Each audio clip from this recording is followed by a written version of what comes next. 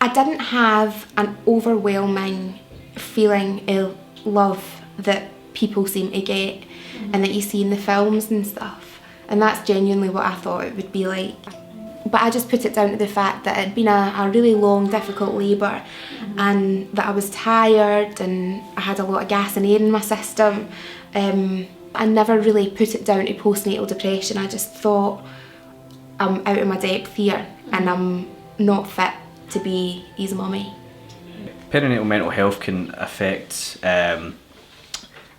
mums and mums-to-be in a lot of different ways, or in a variety of ways. So symptoms that can occur can be low self-esteem, it can be increased anxiety. Other aspects could be such as sleep deprivation being affected, and it can just impact on lots of other areas of their life.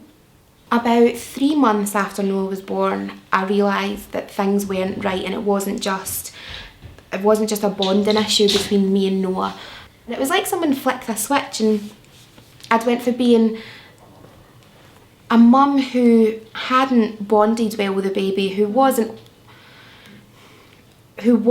particularly fond of being a mum, to all of a sudden this was my baby and I fiercely had to look after him and protect him, and doing things like checking the locks an even number of times and hanging out the washing, making sure that the pegs matched colour. If the pegs didn't match colour, then I thought that something awful was going to happen to the baby. And at that point I thought, it's not normal, this isn't me not bonding with a baby, this isn't normal behaviour. So I went to the GP and I explained everything.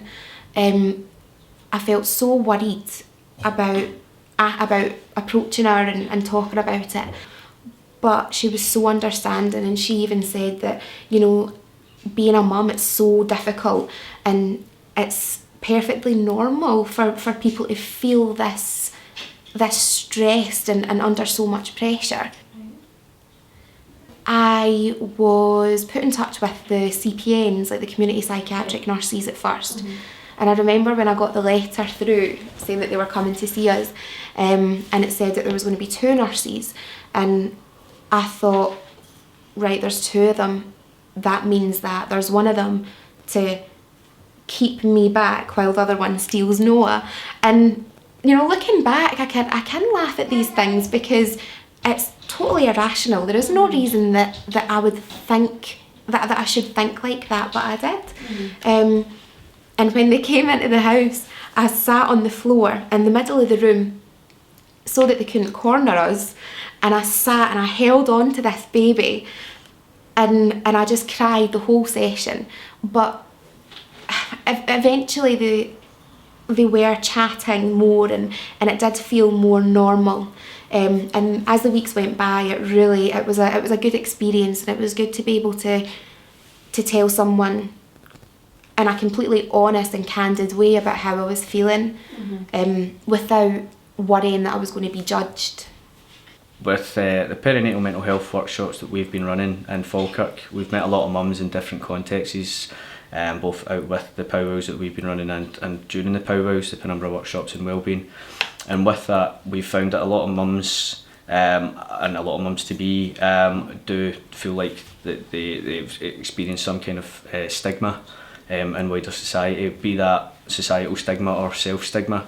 In the lead up to the baby being born, there was a lot of different classes and talks and workshops about C-sections, about breathing exercises, but not one of those classes mentioned about your mental health.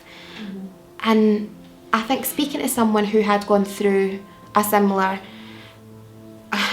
time would have really helped me, and it would have helped me to identify my own illness a lot sooner.